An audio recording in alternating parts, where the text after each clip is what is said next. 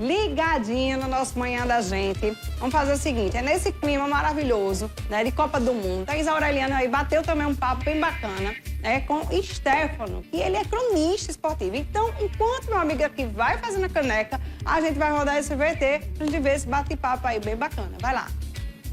Forma atípica agora em 2022, é um outro mês do ano, já no finalzinho aí, aproveitando os festejos de final de ano.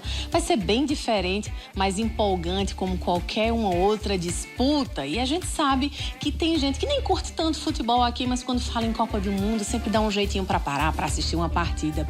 Quem vai passar umas informações dessas disputas pra gente é o Stefano Vanderlei, que é cronista esportivo, entende muito de Copa, inclusive torce não pro Brasil, vamos começar logo com isso. Torce pra que time? Na verdade, meu time nem na Copa vai estar, né? A Itália, que ficou fora da Copa de 2018 na Rússia, não estará mais nessa Copa de 2022 no Catar, mas de certa forma a gente admira o futebol brasileiro, porque até então você vai na Europa, é altamente o segundo time de todos os europeus, acredite, é a seleção brasileira. É uma festa quando se fala em futebol e Brasil fora do Brasil.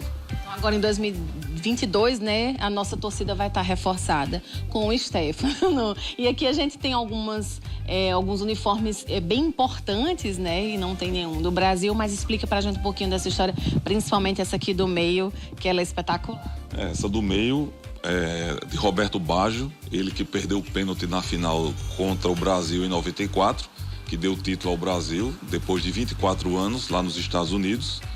Essa aqui foi a que Messi na Copa América de 2020, que foi em 2021, que foi no Brasil, ainda no período de pandemia.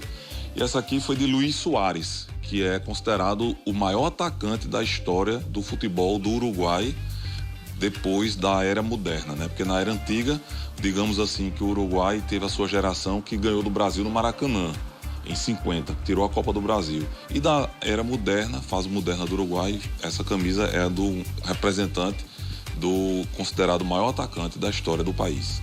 Stefano, a gente estava conversando aqui um pouquinho antes sobre a paixão do brasileiro por futebol. Mas quando se fala em Copa do Mundo, o sentimento é um pouquinho diferente. Eu acho que lá fora as pessoas gostam até mais, né? O que acontece quando a gente está falando, por exemplo, de Copa nesse contexto? Eu acho que o brasileiro ele é tão apaixonado por futebol, tão apaixonado mesmo, que, por exemplo, quando tem uma Copa, ele prefere o torcedor mesmo, não a população em geral.